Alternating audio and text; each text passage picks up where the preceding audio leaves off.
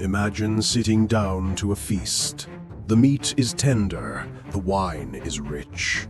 You eat until you're full. Then your wife leans in and whispers that you just ate your own children. Their hearts were the main course. Their blood was mixed with your wine, and the cups you drank from, those were made from their skulls.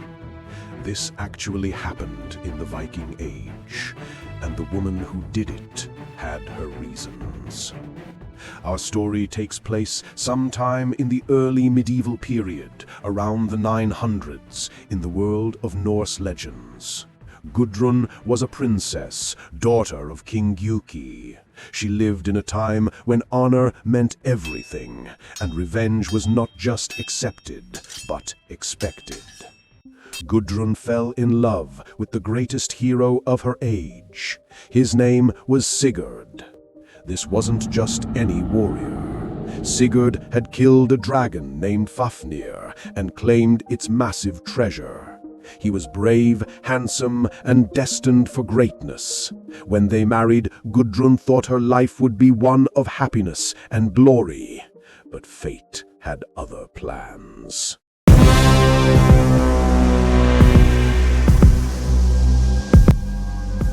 Through deception and magic, Sigurd became tangled in a web of lies involving Gudrun's brothers and a warrior woman named Brynhild. In the end, Brynhild's rage led to Sigurd being murdered by Gudrun's own family. The husband she loved, the father of her children, was killed while he slept. Gudrun was destroyed by grief. She couldn't even cry at first. Her heart had turned to stone. The saga tells us that when her sister finally showed her Sigurd's body, Gudrun wept tears that would not stop. But worse was yet to come. After Sigurd's death, Gudrun wanted nothing to do with men or marriage. She had lost everything. But her mother Grimhild, a sorceress skilled in dark magic, had other ideas. Grimhild wanted an alliance with a powerful king named Atli, and Atli coincidentally wanted something very specific. He wanted Sigurd's treasure. Atli was the brother of Brynhild, the woman whose anger had caused Sigurd's death. He was also known by another name in history. Atli was the legendary Attila the Hun. Gudrun refused to marry this man, so her mother did what any manipulative sorceress would do. She gave Gudrun a magic potion that made her forget her grief and her love for Sigurd. Under this spell, Gudrun agreed to marry Atli. But magic potions don't last forever. When the effects wore off, Gudrun found herself trapped. She was married to a man she despised, living far from her homeland in the court of the Huns. And slowly she began to realize what Atli truly wanted. He didn't care about her. He wanted the gold, the dragon's treasure that had belonged to Sigurd.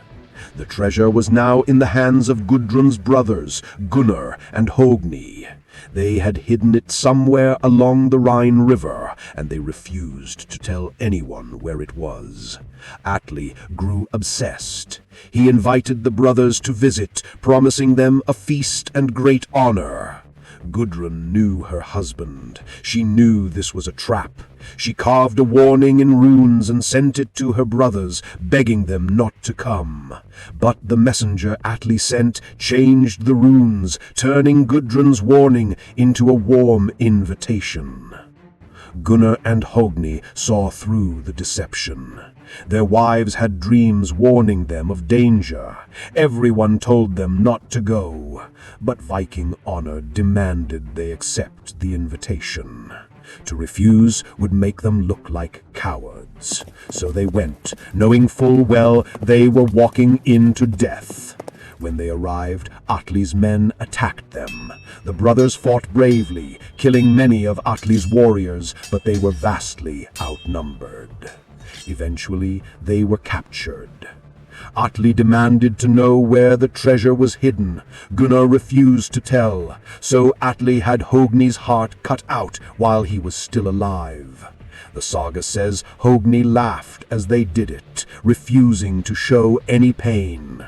They brought the heart to Gunnar, thinking the sight would break him. But Gunnar only smiled. He said that now he was the only one who knew the secret of the treasure's location, and he would die before he ever told Atli. Furious, Atli had Gunnar thrown into a pit filled with venomous snakes. Gudrun, still trying to save her brother, smuggled a harp into the pit.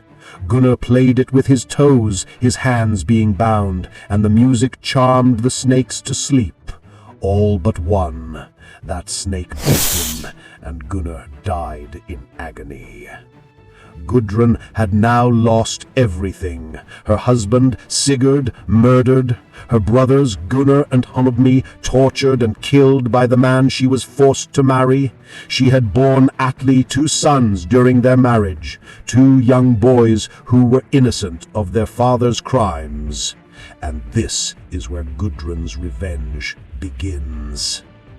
After her brothers were killed, Atli held a great funeral feast. He was celebrating his victory, though he had failed to get the treasure. The hall was filled with his warriors, all drinking and eating, confident in their king's power. He probably thought Gudrun had finally accepted her fate. When the feast was at its height, Gudrun finally approached her husband. She leaned in close and asked him how he had enjoyed his meal. Atli said the meat was the finest he had ever tasted. That's when Gudrun told him the truth. The meat he had just eaten was his own sons.